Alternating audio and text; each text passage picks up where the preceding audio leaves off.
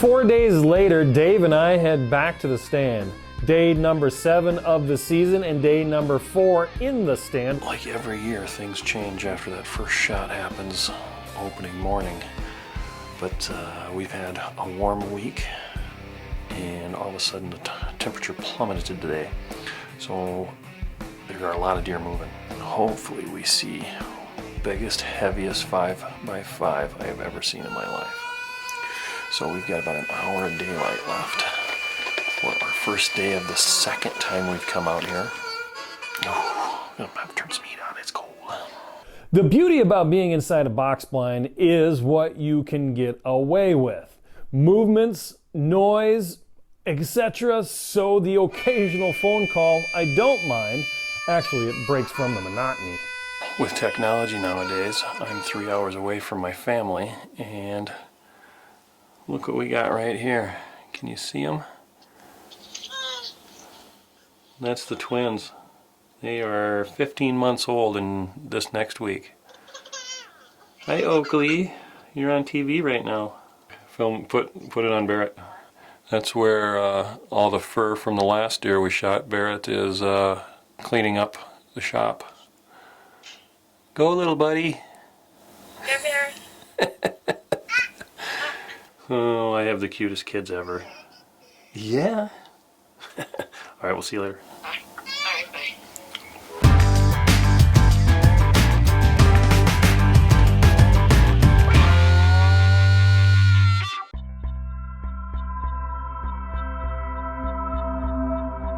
Saturday, day number 5 on stand. The weather stayed pretty consistent, a bit more mild, but the movement is back to normal and the tail end of the rut has deer chasing. Day number 8 of the season, my fingers were crossed, but doubt was starting to set in. Just after sunrise, I spotted some movement that needed a closer look. 8 days later, Awkward 8 is now back in the picture, but staying outside my comfort zone with no shot. I watched him for nearly a half an hour as he just stood there and looked. Why, big bucks get big, I guess. He didn't do anything without studying the landscape. Sniff, step, and study. Sniff, step, and study. He did it with this stiff arm stance as if he was king cheese in these parts.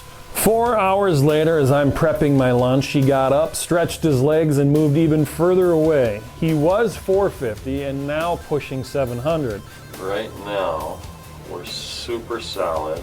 You're seeing the vibration of the wind making this hard to focus on. Again, he beds right on the edge of the dried up lake bed, and again, you can just barely pick out his rack. The next 4 hours he stays bedded, occasionally standing up to stretch, but really doesn't move.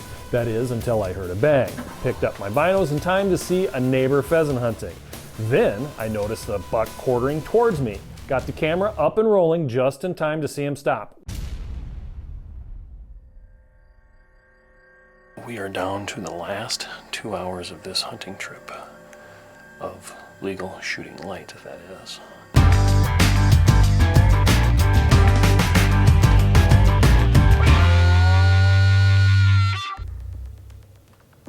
There's only one route he can take to spoil this hunt, and his decision doesn't appear to be on that path.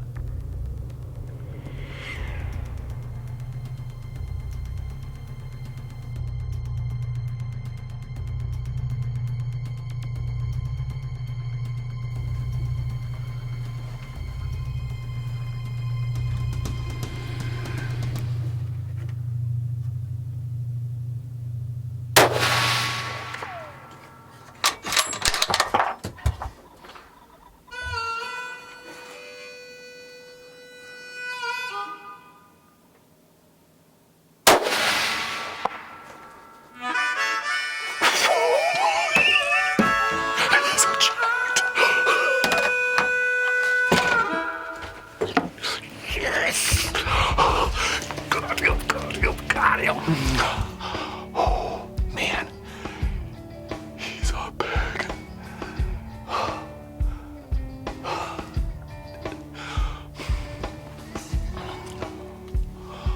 All day long. All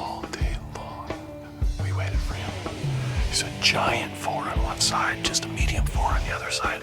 But man, he is a stud. He is the biggest deer around here, other than Double-D, which was supposedly shot, or not shot, but seen this morning. We still got one more tag and one more morning to hunt. We had an encounter with this deer opening weekend, but he never presented an ethical shot. He was given the nickname the Awkward 8. Fitting enough, 8 days later he shows up again. And I'm not one to believe superstitions, but check this out. The deer was named Awkward 8, disappears for 8 days, shows back up on radar, and sits in front of me for 8 hours before I take a shot 8 minutes before sunset. A 5-day combined total of 58 hours. Let's go take a peek, see if we can find this Big 8. Big 8. Big 8. Right. Fine.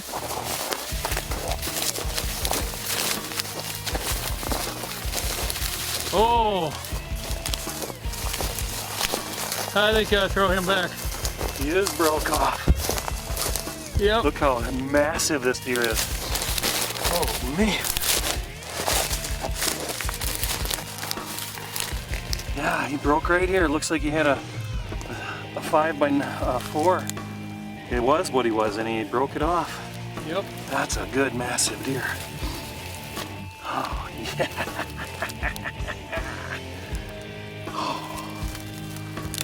How many hours have we logged on this for a deer like this? On top of all this craziness, there were several features about this deer that tells another story. His pedicle had been broken. The smaller side of his rack had 2 points busted off. My thumb and index finger will not fit around the mass of the base of the right side. Looks like he broke his nose in his younger years, with scars up and down his face and both sides of his neck. He had puncture wounds from fighting on his rib cage and a club foot. His eyelids were so tore up it looked like he was squinting. His teeth are rounded off smooth with virtually no sharp edges. This deer could be one of the coolest, oldest warriors I've ever taken. We're out of time, so as always, hunt hard, hunt safe, have a successful season. We'll see you next time right here in Wild Dakota, where we're born free, we live wild, and we're proud to be American.